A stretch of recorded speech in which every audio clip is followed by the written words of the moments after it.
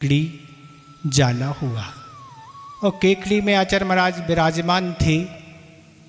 और एक दिन आचार्य महाराज आहार चर्या करके कब वह शमशान चले गए किसी को कोई खबर नहीं, न तो किसी को कोई खबर नहीं। समाज में इस चिंता का विषय बन गया।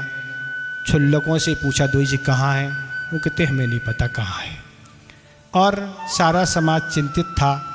सारी समाज के जो वर्ग थे वो उन्होंने जाके आज पास खोज की, पर देखा कि मरघट में ध्यान लगाए हुए यूं बैठे हुए समाज के जो प्रबुद्ध वर्ग थे वह पहुँचे और उन्हीं आचार्य महाराज के समीप जाके बैठ गए और वार्तालाप करने लगे। अपन क्या करें, हम बताओ, अब क्या आचार्य महाराज ध्यान में हैं, अपन क्या कर सकती। तब एक उपाय सभी ने निकाला। एक स्लेट पर एक मैटर तैयार किया।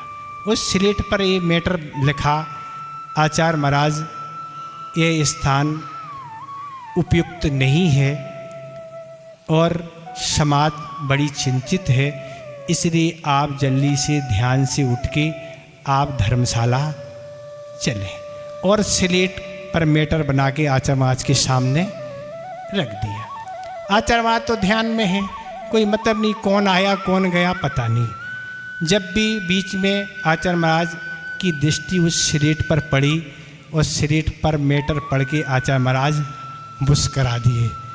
मुस्कराए, वो तो चले गए थे, और मुस्करा के फिर आंखें बंद कर ली, फिर ध्यान में लीन हो गए। पूरी रात्रि वहीं मरघट पर बैठे रहे, अकेले कोई था नहीं, बैठे रहे।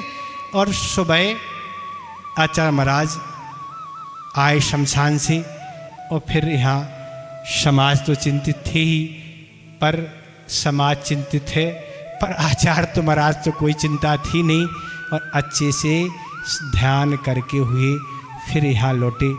तो सारी समाज ने यही कहा, गुरुदेव हम लोग तो बड़े चिंतित थे कि कुछ घटना कुछ नहीं हो जाए, और आचार्य महाराज तो कुछ बोले नहीं। इस तरह की साधना करने वाले आचार्य महाराज हैं जिनकी सैकड़ों संस्मरण